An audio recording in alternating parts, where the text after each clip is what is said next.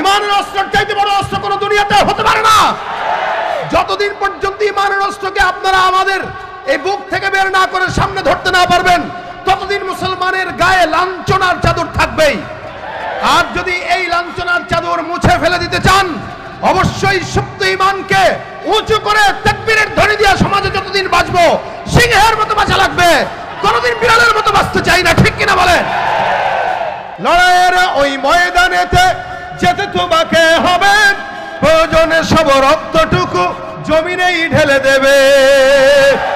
লড়াইয়ের ওই ময়দানেতে যেতে তোমাকে হবে, প্রয়োজনে সব রক্তটুকু জমিনেই ঢেলে দেবে। তবুও তোমায় লড়তেই হবে, মানিবে না পরাজয়। তবুও তোমায় লড়তেই হবে, মানিবে না পরাজয়। বিপ্লব মানে জীবন দেয়া বসে থাকা, সে কোনদিন আসবে না রে, করো যদি ভয়। ভয় করবো কাকে? আওয়াজ দিয়া। বিপ্লব মানে জীবন দেয়া বসে থাকা নয়, সে কোনদিন আসবে না রে, করো যদি ভয়। আসবে বিজয় রক্ত আর জীবনের বিনিময়, আসবে বিজয় রক্ত আর জীবনের বিনিময়। বিপ্লব বসে থাকা নয়, সে কোনদিন আসবে না রে।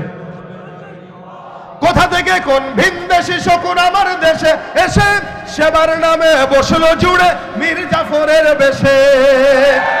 ওদের করতে নাস্তানাবুদ হতে হবে নির্ভয়, ওদের করতে নাস্তানাবুদ হতে হবে নির্ভয়। বিপ্লব মানে জীবন দেয়া, সে কোনদিন আসবে না রে, করো যদি ভয়। বিপ্লব মানে জীবন দেয়া বসে থাকা নয়, সে কোনদিন আসবে না রে, করো যদি ভয়। ঠিক কিনা?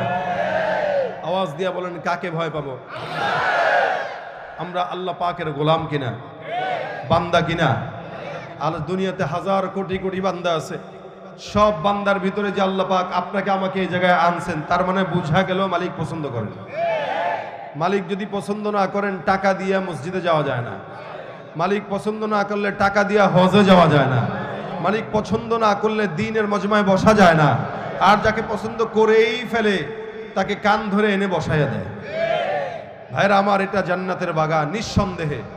নবী করিম সাল্লাল্লাহু আলাইহি ওয়াসাল্লাম বলেছেন, কোন জায়গায় যদি আল্লাহ রাসূলের আলোচনা করা হয়, ওই জায়গাটা এত দামি হয় যে ফেরেশতারা একজন একজনের কাঁধে করে করে আল্লাহ পাকের আরশ পর্যন্ত চলে যায়, চতুর্দিক থেকে ঘেরাও করে নেয়। এমনকি নাযালাত আলাইহিমুস সাকিনা, আসমান থেকে রহমত বরকত আল্লাহ পাক বান্দার উপরে ততক্ষণ নাজিল করে যতক্ষণ বান্দা বসা থাকে। তার মানে এই জায়গাটায় আল্লাহ পাকের রহমত আছে না নাই? আমরা আল্লাহ পাকের গোলাম কিনা? এই স্বীকারোক্তি কিয়ামত পর্যন্ত দিবেন তো ইনশাআল্লাহ? মরণ পর্যন্ত দিবেন তো ইনশাআল্লাহ? আল্লাহ কয়জন? আমরা এক আল্লাহর গোলাম। কয় আল্লাহর? এক আল্লাহর গোলাম যদি হয়ে থাকেন, বলেন আল্লাহু আকবার। এই আল্লাহর নামের স্লোগান দেওয়ার জন্য আল্লাহ পাক দুনিয়াতে আদম থেকে যত নবী এসেছেন, সব নবীকে পাঠিয়েছেন শুধুমাত্র আল্লাহ পাকের নামের ঘোষণার জন্য। আদম নবীও দাওয়াত দিয়েছেন মানুষকে কার দিকে?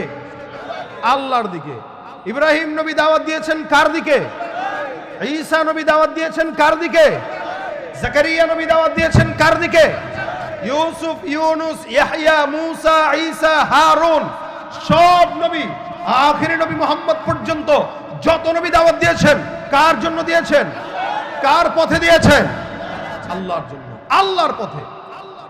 একটা শব্দ লা ইলাহা, আল্লাহ ছাড়া, আল্লাহ ছাড়া, আল্লাহ ছাড়া। বলি মুখে একটা, করি আরেকটা। বলি আল্লাহ ছাড়া কেউ নাই, কিন্তু আবার নেতার পায়ে স্লোগান দেই, মাথাও ঠেকাই, আবার কখনো কখনো পূজায় যায়ও সিন্নি খায় আসি। কোন মুসলমান যদি নিজেকে মুসলমান দাবি করে মসজিদেও যায়, আবার মন্দিরে যায় ঠু দেয়, বুঝতে হবে সে উপরে উপরে মুসলমান, ভিতরে ভিতরে হয়ে গেছে। উপরে মুসলমান আর ভিতরে আরেকটা, এটা মুনাফিকের আলামত। ঠিক কিনা বলেন? আল্লাহ বলেন, মুযাবযাবিনা বাইনা যালিক লা ইলাহা উলা ওয়ালা ইলাহা উলা। ইমানদার নামে কিছু মুসলমান আছে যারা নাম দিবে মুসলমান, কার্যক্রম সব মুনাফিকি। এদের হালত কি জানেন? মানুষ যখন দুই নৌকায় পাড়া দেয়, ও কোনো জায়গায় বাঁচতে পারে না, ঠ্যাং ফাঁক করে মারা যায়। তো দুই নৌকায় পাড়া দেনেওয়ালা মানুষগুলা মুনাফিক, এদের হালত কোথায় হবে? ইন্নাল মুনাফিকিনা ফিদ দারকিল আসফালি মিনান নার, জাহান্নামের সবচেয়ে নিচু জায়গায় তাদেরকে আল্লাহ পাক রাখবেন। আমরা মুনাফিক হইতে চাই? কি হইতে চাই? কি হইতে চাই? আমি যে কথাগুলো বলবো কিছু মানুষের বিরুদ্ধেও যাইতে পারে, কথা বলে না, আপনারা রাগ করবেন। মনে রাখবেন আমি ভাইসা আসি নাই, কারণ আমি মাগুরার ছেলে, আমার বাড়িও মাগুরায়। তা আমি আমার এলাকায় দাঁড়ায় যদি দুটো স্বাধীন কথা বলতে না পারি তাহলে কোথায় বলবো? এখন কারো যদি আপনাদের গায়ে লাগে, এখানে অনেকে আছেন, কেউ শুনতে আসে, কেউ দেখতে আসে, কেউ বুঝতে আসে, আবার কেউ তামাশা দেখতে আসে, অনেকে অনেকভাবে ভুল ধরতে আসে কেউ। তা আল্লাহ যারা ভুল ধরতে আসছে এদের কথাগুলো যেন হেদায়েতের উসিলা হয়ে যায়, জোরে বলেন আমিন। সুতরাং কথা বলবো, আগেও বলেছি এখনো বলবো। অনেকে বলে আগে বলতে পারি নাই, না আগেও বলেছি, কাউকে ছেড়ে বলি নাই, যার কারণে লিস্ট আমাদের নামেও ছিল। আগে যেমন বলেছি হক কথা এখনো বলবো, মরণ পর্যন্ত বলবো, হায়াতে যতদিন রক্ত আছে ততদিন বলবো। জাল হক ওয়া যাহাকাল বাতিল, হক যখন চলে আসবে বাতিল লেজ গুটিয়ে পালাতে বাধ্য হয়ে যাবে, ঠিক কিনা বলে? কারণ আমরা কার সৈনিক? আমরা আল্লাহ পাকের গোলাম, রাসূল করিম সাল্লাল্লাহু আলাইহি ওয়াসাল্লাম মুহাম্মাদের সৈনিক, ঠিক কিনা বলেন? আমাদের ভয় পাওয়া উচিত কাকে? আল কোরআনের সৈনিক আমি, নেই তো কোনো ভয়, এক আল্লাহর গোলাম আমি, এই তো পরিচয়। এই পৃথিবীর সবই নকল, এই পৃথিবীর সবই নকল, আসল কিছুই নয়, এক আল্লাহর গোলাম আমি, এই তো পরিচয় আমার, এই তো পরিচয়। কোরআন হাদিস শাসনতন্ত্র রাসূল আমার নেতা, উৎসাহ আমার চির অম্লান ইতিহাস বীর গাথা।